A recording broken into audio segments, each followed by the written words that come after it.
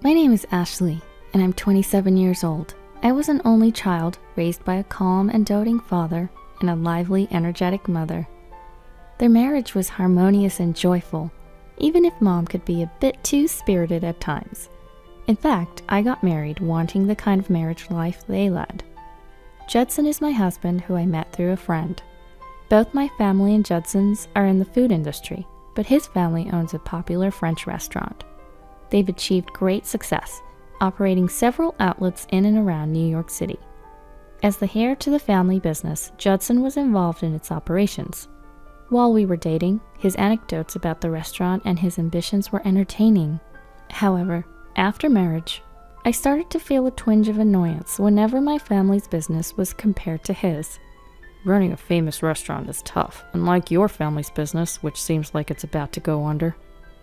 Arguing back was exhausting. My family's restaurant was not on the brink of closure, and if I may say so, it was not Judson who was sustaining his family's business. It was Todd. Todd was Judson's cousin from his mother's side. Orphaned as a child, he was taken in by Judson's family. Judson initially referred to Todd as a brother, but in reality, he treated him like a slave. The reason Judson's family business didn't fail was thanks to Todd's competence and his mother. Observing their family business as a daughter-in-law, it was clear that my father-in-law and Judson were simply arrogant. Without Todd and my mother-in-law, Judson's family business would undoubtedly go bankrupt. Their attitudes towards Todd and my mother-in-law, who were the ones contributing, were arrogant. Judson's logic was that since he had saved Todd from being an orphan, it was only natural that Todd should repay the favor. According to my father-in-law, since my mother-in-law was his wife, it was natural for her to serve him. In other words, they were both just pawns to them. Unlike the haughty father-in-law and Judson, my mother-in-law and Todd were kind. After graduating from college at 24, Todd took on a secretary-like role to Judson. My mother-in-law spoke to me, her face filled with sorrow. Todd would have been happier if he had been taken in by other relatives. My husband forcibly adopted him because Todd seemed useful to him. The kind-hearted mother-in-law was worried about Todd. However, she was frustrated that she couldn't openly defend him in front of her husband and Judson. Despite being the heir, Judson was incompetent. That's why he found Todd's competence irritating and was harsh towards him.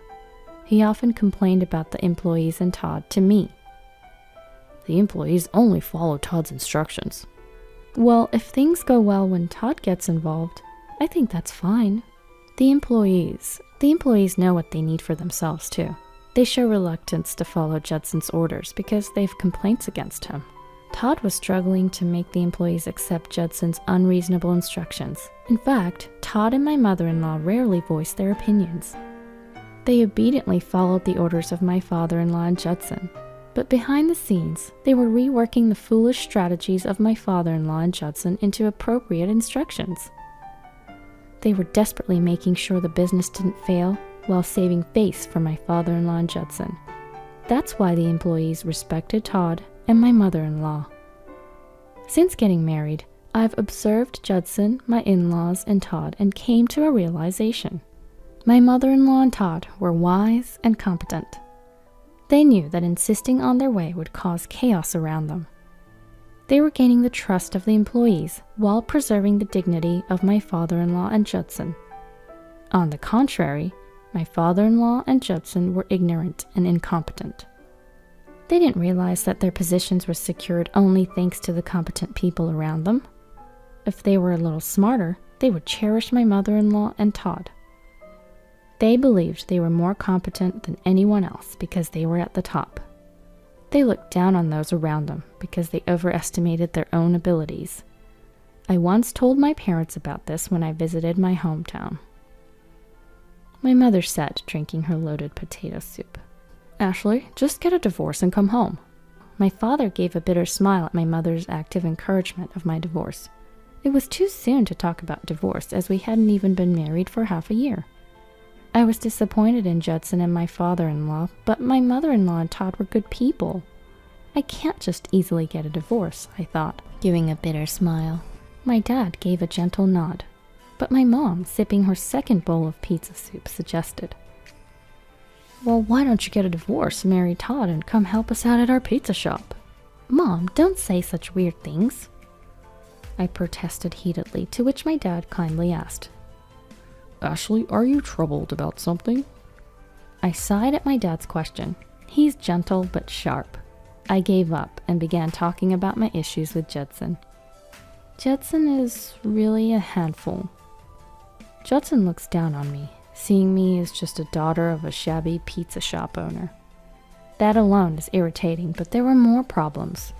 Just because I talk with Todd, he suspects me of cheating.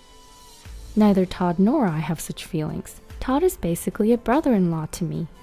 When I discussed it with my mother-in-law, she gave a deep sigh. According to my mother-in-law, there's a female employee Judson was interested in the past. However, that woman admired and liked Todd. Judson, angered, came up with a random excuse and fired her. It may sound rude to you, Ashley, but Judson hates losing to Todd. It was not jealousy, but a distorted sense of competition. Therefore, Todd knows to keep his conversations with me to a minimum. I'm fed up with Judson's selfishness, but Todd, who works closely with me, must be even more exhausted. When I talked about Judson's troublesome personality, my mother made a dumbfounded face. What a petty man. He's too insecure. Don't you think so, honey? Yes, indeed. Talking with my mom and dad like this seemed to dissipate my gloomy mood. My mom has been spirited since she was a child, and my late grandfather had difficulty finding a suitable match for her. She was beautiful and a popular girl in town, but she was too energetic.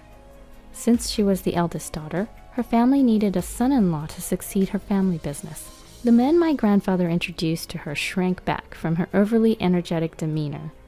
My grandfather thought a gentle man would be suitable for his active daughter, and so the arrow pointed to my father. He was the son of my grandfather's close friend, well known for his gentleness and intelligence. When they had their first meeting, it was my mom who fell for my dad. According to my mom, my dad looked like a handsome actor when he was young. Even now, he's known as a refined man by the customers of our pizza shop. My dad, attracted to my mom's lively personality, decided to marry her. As my parents chatted amiably, I remembered an important matter. Can I bring Judson, my father-in-law, my mother-in-law, and Todd here next time? It was the first time for my in-laws and Todd to visit my parents' home. My mother-in-law wanted to greet my parents again, which is why she asked. My father-in-law and Judson reluctantly agreed. Surprisingly, Todd, interested in making pizza, volunteered to come. My guess is that Todd was concerned that my father-in-law and Judson might behave rudely. My parents were pleased to grant my request. Of course, we'll make them realize how delicious our pizza is. Mom, you're getting too excited. That's how I ended up bringing my in-laws to my parents' pizza shop. I hadn't expected a battleground to lie ahead. Well, actually, I had a nagging feeling something unpleasant was coming. Todd usually steps in when my mother-in-law can't control my father-in-law and Judson. It was certain that a storm was brewing. And then, the day came when we all visited my parents' pizza shop. The moment Judson saw my family's pizza shop, he sneered. Still as old-fashioned as ever. It was fortunate that my mother wasn't present in that moment. If she had heard him, Judson would have been banned from our shop right there. As I ignored him and went into the shop, my mom was waiting cheerfully. Welcome everyone, long time no see, Judson. Ashley told me a lot about you. She didn't mean it in a good way though, but I guess Judson didn't get her sarcasm. I don't know what Judson misunderstood, but he looked very flattered. My in-laws didn't get it, but it seemed that Todd did. He was smiling as if he understood the hidden meaning in my mom's words. It was rare for Todd to show his emotions. After my mother had greeted Judson and my in-laws, she turned to Todd. You're Todd, right? So tall and handsome, you look like a model. Overwhelmed by my mother's forcefulness, Todd showed a puzzled smile. Thank you, I'm looking forward to today. He shook her hand politely and headed towards the room where Todd and my in-laws were. My father was in the process of making pizza. When my mother tried to bring out some drinks and our popular side dishes, my father-in-law scoffed. Both the store and your mother are old and dirty. I was both angry and chilled. As I looked, my mom was preparing drinks right in front of me. To be honest, I was too terrified to look directly at my mother's face. As I swallowed my fear, I heard a menacing voice. "Say that again?"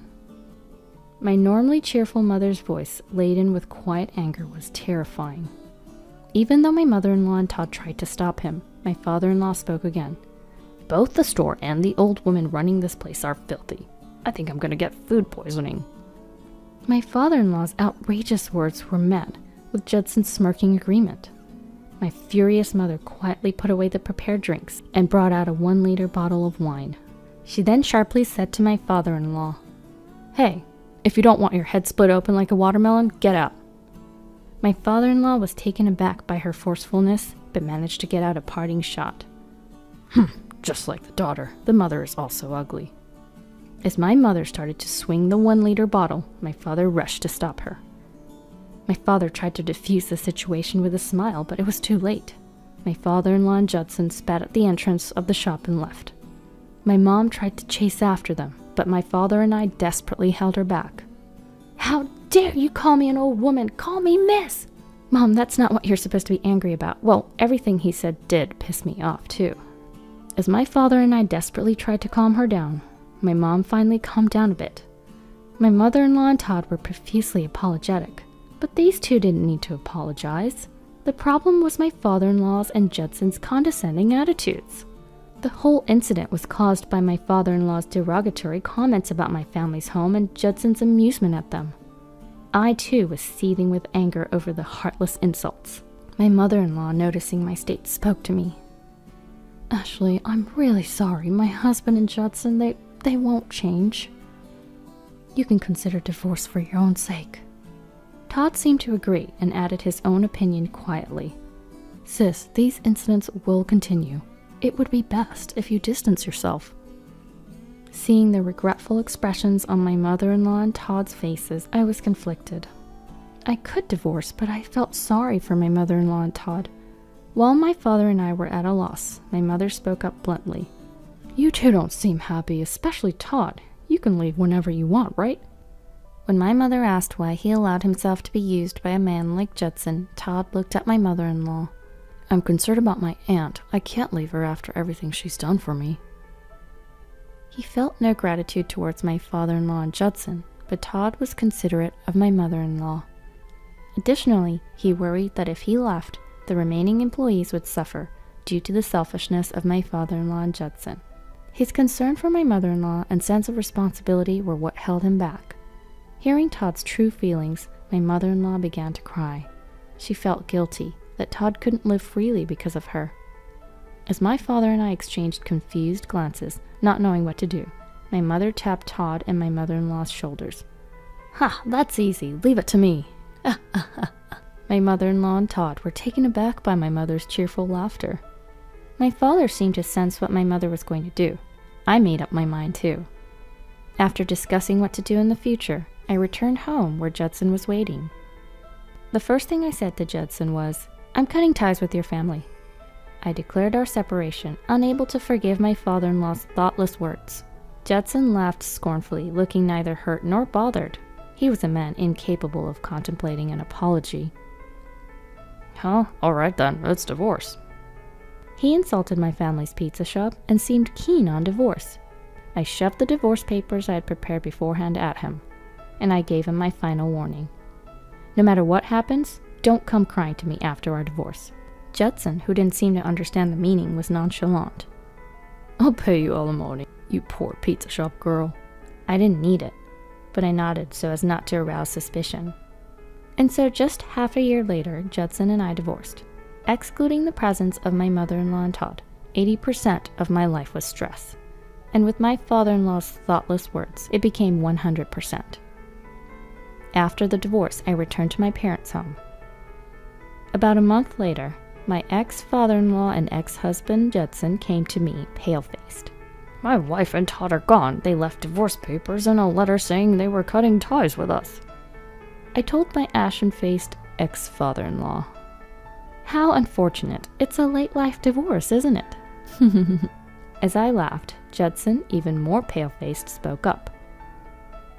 Employees who admired Todd quit. I got betrayed by my brother."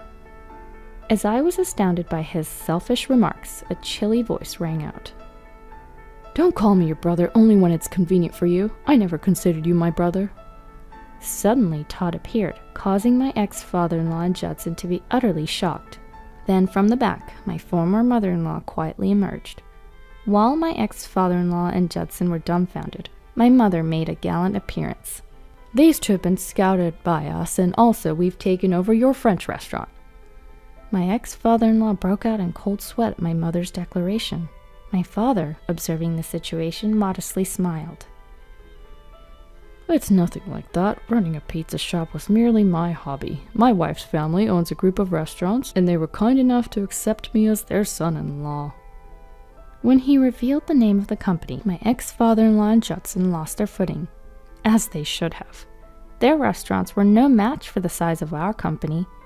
There was a reason they had been running a pizza shop instead of being involved in the family business. A few years ago, my father had collapsed from overworking. Doctors suggested he should do something he enjoyed for his recovery. That's why my mother and I reopened this pizza shop my late grandfather used to run as a hobby. In other words, they just went undercover by running a pizza shop. During my parents' absence, their dedicated and skilled employees were running the company. My parents were actually overseeing their work while running the pizza shop. This was only possible because my parents were greatly admired by their staff. Under my mother's direction, our company took over the restaurant run by my ex-father-in-law and Judson. While they were complacent, the situation had changed. To the stunned ex-father-in-law and Judson, my father calmly said, "Based on what I've seen, I've judged that you both lack the abilities to manage a business. The employees have also voiced their concerns with your management skills, so we demand your resignation." Standing next to my father, who was gently issuing a terrifying announcement, my mother firmly said, "We're leaving the management of the French restaurant to Todd. Todd, you can do whatever you want with these two. Stew them, roast them, crush them, you name it." Ex-father-in-law Judson protested. "You can't do that without our approval." But it was futile. This was not just my parents' decision, but the will of all the employees who were upset with their boss, my ex-father-in-law and Judson. My ex-mother-in-law would now be in a supporting role for Todd, her nephew. In other words, Todd and my ex-mother-in-law now had the right to fire my ex-father-in-law and Judson. Todd exchanged glances with ex-mother-in-law and calmly said, "I owe you for taking me in when I was a child." My ex-father-in-law Judson had a moment of hope at Todd's kind smile, but it was fleeting. Todd changed his expression with an icy voice declared, "But I have a grudge 100 billion times greater than that. For Judson, it's 500 billion times greater." In short, he would neither forgive nor be merciful. Todd declared that he was stripping my ex-father-in-law Judson of all their managerial authority. Then, my ex-mother-in-law said something even more horrifying. "I'd rather you vanish from my sight, but I'll keep you on as low-level workers." Watching this spectacle, I felt a deep realization. People like my mother, who readily express their emotions, are actually much more predictable. Of course, my mother has her limits, but knowing when she'll act on her anger helps me stay mentally prepared. The most frightening are people like my ex-mother-in-law and Todd, who take on a lot of crap until it reaches their limit and goes off. The fact that they can bear insensitive words and deeds is proof of their strong core and kindness. My short-sighted ex-father-in-law and Judson had underestimated these two, and the situation had turned for the worst. It wasn't just the divorce with me, they had lost valuable human resources. Foolish people take for granted that kind people will forgive whatever they do. As a result, those who've reached their limit of patience have revolted, deemed unfit as managers, being turned away even by their close relatives. My ex-father-in-law and Judson were ousted. Working under Todd was humiliating for Judson, and he started crying. My ex-father-in-law yelled at Todd, calling him ungrateful, but it was too late. Although Todd holds a debt to gratitude, he harbors a grudge 100 billion times greater.